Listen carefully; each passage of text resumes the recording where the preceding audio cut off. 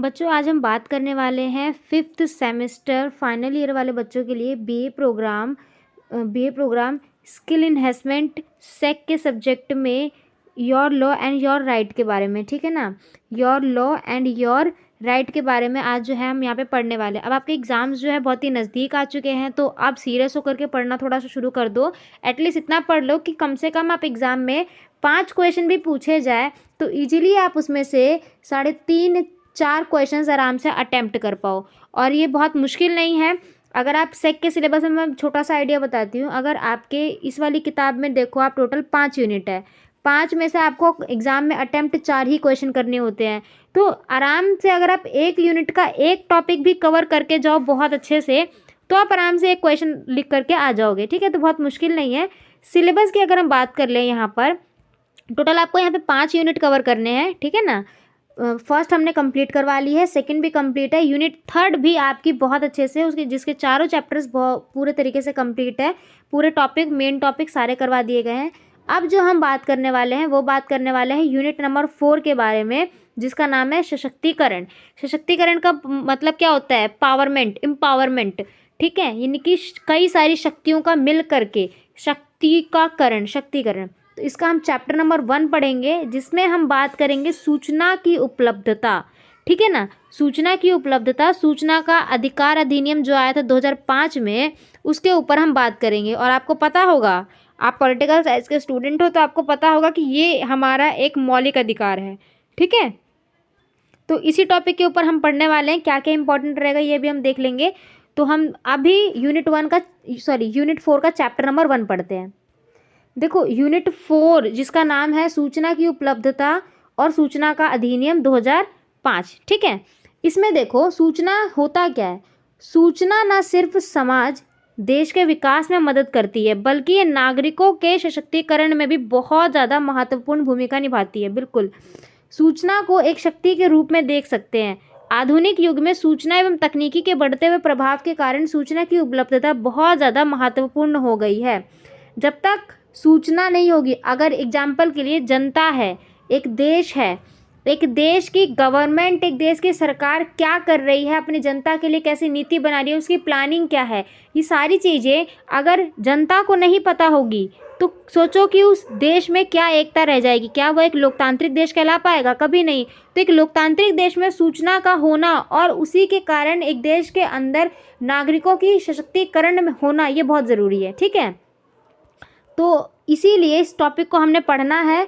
सूचना जो शब्द है वो आया है लेटिन भाषा के शब्द से, फॉर्मेशन से, फॉर्मेशन या फर्म, यहाँ से और उसका मतलब होता है सूचना का आदान प्रदान, यानी कि इन्फॉर्मेशन एक जगह से दूसरी जगह, दूसरी जगह तीसरी, तीसरी चौथी जगह आना जाना। ठीक है, देखो सूचना के अधिकार का अर्थ क्या है। तो सूचना का जो अधिकार आया था 2005 में आया था, कोई नागरिक किसी भी सरकारी विभाग से कोई भी जानकारी ले सकता है, यानी कि वो डायरेक्ट ये पता कर सकता है कि गवर्नमेंट की स्कीम क्या चल रही है, उसके अंदर क्या क्या पॉलिसीज़ वो लेकर के आ रहा है, यानी कि उसको ये पूरा हक है कि जान सके कि उसकी सरकार उसके लिए क्या कर रही है, जनता के लिए क्या कर रही है। बशर्त यह है कि राइट के तहत पूछे जाने वाली जानकारी तथ्यों पर आधारित है। मतलब उसके पास एक तथ्य होना चाहिए कि मुझे इस बारे में पता है, तभी वो RTI यानी कि राइट टू इन्फॉर्मेशन, RTI का मतलब क्या होता है? राइट टू इन्फॉर्मेशन, सूचना का अधिकार ये है। इस अधिकार का देखो इतिहास देख लेते हैं कि ये आया कैसे है। तो इस अधिनियम का जो विचार है वो 2 दिसंबर 1776 में स्कॉटहोम द्वारा दिया गया था, और ये कहाँ था? ब्रिटेन में था। ठीक है, ब्रिटेन के द्वारा दिया गया था।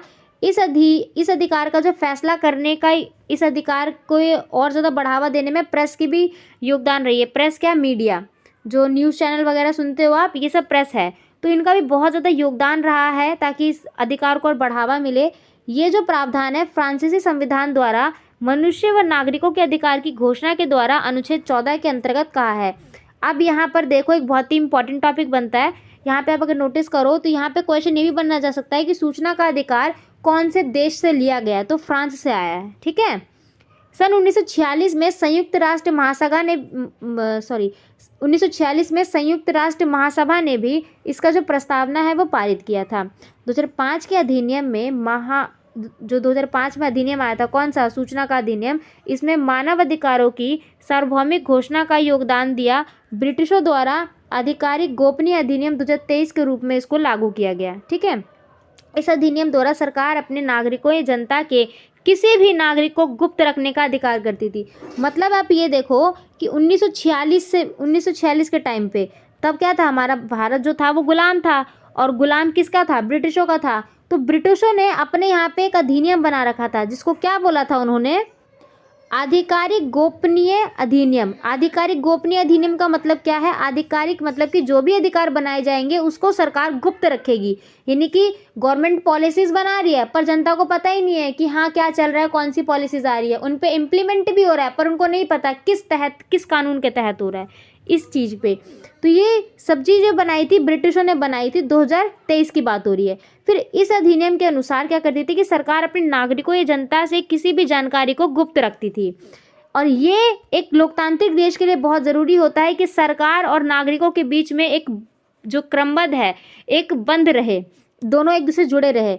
और इस अधिकार की जो जागरूकता फैली वो फैली 1975 में, जब यहाँ पर ये आप लिखा है ना, जब यहाँ पे यूपी बनाम राजनारायण मामले का उदय हुआ। यानी कि यूपी में रहते थे ये, इन्होंने ही सुप्रीम कोर्ट में जा करके इस अधिकार को लेकर के सुनवाई कही, तब जा करके इस अधिनियम में थोड़ा सा संशोधन किया गया।